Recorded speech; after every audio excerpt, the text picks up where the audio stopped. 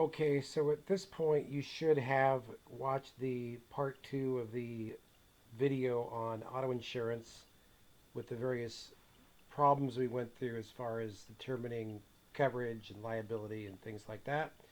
And you have taken the non graded, non punitive, where are we at this point, pop quiz number two. And I just want to review the questions from that pop quiz. And again, I suggest you have out your either paper or electronic notes as you go through this. Again, to just look for areas that you're still weak in. So here we go. Sam was driving carelessly on the ice, and his car slid off the road and struck a fence. He and two passengers were hurt. What type of insurance will cover damages to the fence? Well, somebody else's property was damaged. Some guy's fence was damaged. Yes, people in his car were hurt. That's going to be another type of insurance, either bodily injury or personal injury protection, PIP insurance, which I don't really get into too much.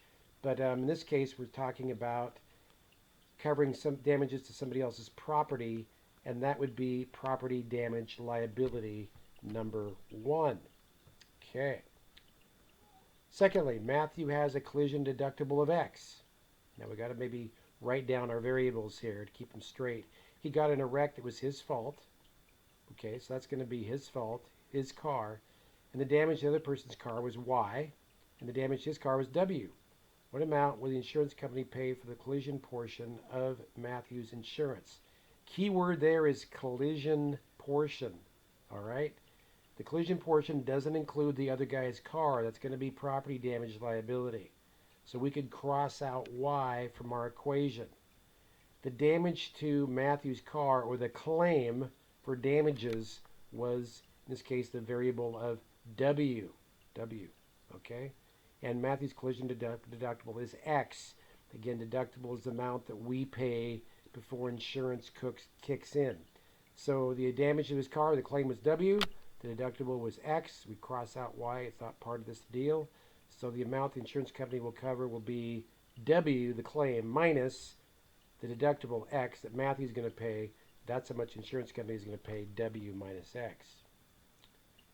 While Sam was in the hospital, the car was repaired and his friend parked it in Sam's driveway. That night, a giant tree fell over and crushed the car. This actually happened in January of 2008 here in Walla Walla. We're talking about an act of nature, something other than collision or upset, which had damaged our car. Nobody was actually driving it. It was damaged and crushed by a tree. That is what is called comprehensive insurance, other than collision or upset. Okay, Sam drove home from the hospital. I'm going to pull this up on a PowerPoint slide like so. Sam drove home from the hospital. On the way home, he collided with a delivery truck, and the accident was his fault. Damage to Sam's car was $8,000, while damage to the delivery truck was $20,000. If Sam has property damage liability insurance of $30,000, what amount of the total loss will the insurance company cover? Well, what is the damage under property damage liability? Sam's car damaged his car of $8,000. Accident was his fault. It's his car. What covers damages to his car, his fault? That would be collision. Doesn't mention anything about collision. So we can cross out the damage to Sam's car of $8,000. It doesn't come into play here. While damage to the delivery truck was $20,000. Okay, that's property damage liability. It's somebody else's truck, right? If Sam has property damage liability insurance of $30,000, so the claim was $20,000, the property damage liability, or the face value, is $30,000. If the claim is less than the face value, the insurance company, there's no mention of a deductible in here, the insurance company will pay the claim, which in this case is $20,000, would be covered.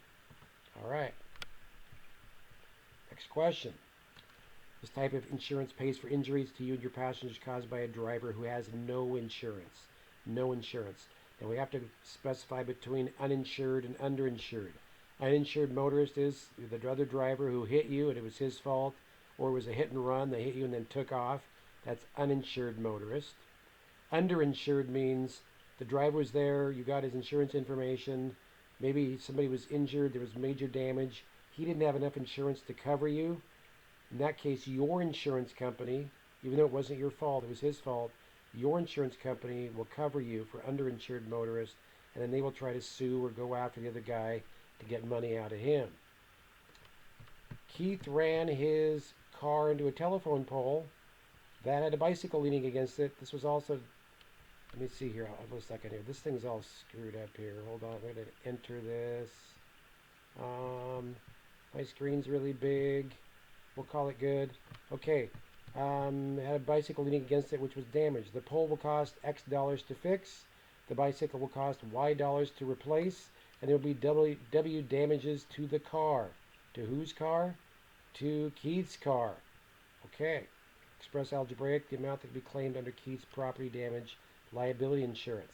So one more time, Keith's property damage liability insurance, damage to the other guy's stuff. Collision is what's going to cover damage to Keith's car because it was his fault, right? Damage to his car, his fault, collision. So the pole is X, the bicycle is Y. There's two items that were damaged that don't belong to Keith. And there was W dollars damage to his car, so we can cross out W because that's going to be related to the collision portion of insurance. Property damage liability is going to be Y and W. So Y plus W would be your answer. We just throw out the whole, damages to the car. Forget that. Back up. It's X was the damage to the pole. Y was damage to the bicycle. Sorry. Just wanted to make sure you were awake. Get a little laugh out of that, I hope. So damage to the other guy's stuff was actually X plus Y. Yes, we have bloopers in these videos, just like we have in cartoons or movies or whatever. So yeah, X plus Y, damage to the pole, and the damage to the bicycle. Okay. Bob was in an auto accident. I'm going to flip over to my slide because this is something we went over the other day. Bob was in an auto accident caused by his negligence. He has 100/300 bodily injury insurance. Again, the 100 is 100,000 per person, 300,000 per accident. So again, we're going to walk through and see, based on $100,000 per person, how much is covered. Well, person one, their damages were $140,000. The face value is only up to $100,000. That's all the insurance company is going to cover. So they will cover $100,000. Person two, damages were $75,000. Insurance company will pay up to $100,000. Well, the claim of $75,000 was less than the face value of $100,000. So there's $75,000 covered. And then person three is the same thing, $75,000. So the total per person, we add up the damages to all three, is 100 plus 75 plus 75, $250,000 total coverage for damages here in this case. That's step one. We then move to step two, and the next step is to compare the total per person amount, $250,000, against the $300,000 per accident face value. That's the 300 part of the 100/300. Well, if we add up the total per person amount of $250,000, it is less than the $300,000 per accident total face value that the insurance company will pay out. So their coverage is $250,000. If you take it one step further, person one is not covered for $40,000. Bob has to pay for that, but the insurance company will cover $250,000. So your answer there should have been $250,000. A review of that last question that we worked on. For bodily injury insurance, Pierce's insurance company pays $100,000 any one person who is hurt, and a maximum amount of $500,000 per accident for all people who may sue as a result of an accident. This would be expressed on the policy as, that would be 100/500 BI, bodily injury insurance. 100 again, the per person amount, 500 being the per accident amount. All right. Billy has elected collision insurance as part of her automobile insurance policy. She collided with Gabe in an accident that was her fault. If the damage to Gabe's car was $2,000, what insurance would Billy file this claim under? Okay. So she has collision insurance that covers damage to her car. That's her fault. She collided with Gabe in an accident that was her fault. So collision insurance is going to cover Billy's car. Property damage liability is going to cover Gabe's car. and that's what it would be filed under, not the collision portion of Billy's insurance. Now you might argue that collision and liability are all covered inside of one big auto policy. Yes, that's true. Again, I just want to make sure we're differentiating between the property damage portion and the collision portion. So that answer there would be none of the above. And I'm going to skip to my slides on this one. With Karen, has a $1,000 deductible on her comprehensive insurance. Again, anything other than collision or upset, acts of nature, vandalism, things like that. Her car is worth $12,000. Doesn't mention anything about a face value, but I would think that a face value for comprehensive would be way more than $12,000. Tree fell in her yard, crushed her car, creating a total loss. The car is crushed. She runs out in a panic, hurts herself, has to go to the hospital. $50,000 medical bills. How much will the insurance company cover for damages under the comprehensive plan? Under the comprehensive plan, okay? Well, the damages to her car is covered under the comprehensive plan. Her running out and getting hurt, that's a whole nother deal. That's either going to be coverage under the homeowner's policy of her house, if it indeed was her house, or it might be her own health insurance policy covering her hospital bills. But the second incident had nothing to do with the first incident, which was the tree falling on her car. So cross out the $50,000. It's a whole nother deal. All right? We have a $12,000 claim. The car is totaled. So that's your claim. Karen's deductible is $1,000. That's the amount that she pays before insurance kicks in. How much is the insurance company going to cover?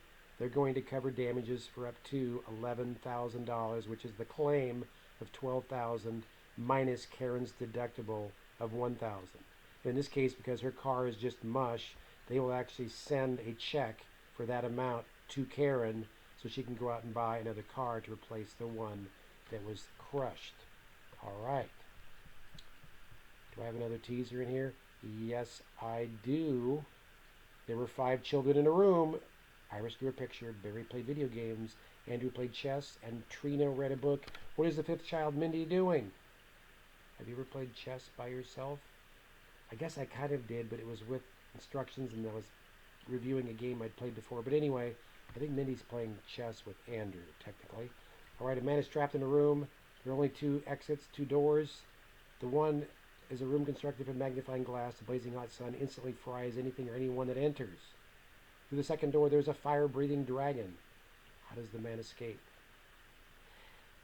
Yes, as some of you guessed it, he waited until it to get dark and the other room cooled off, and he was able to escape that way. Maybe you said the fire-breathing dragon was going to go to sleep. I don't know. Anyway, there is the review for Pop Quiz number 2. And again, continue to follow the progression in Google Classroom as you move forward through the lessons. Thank you for watching.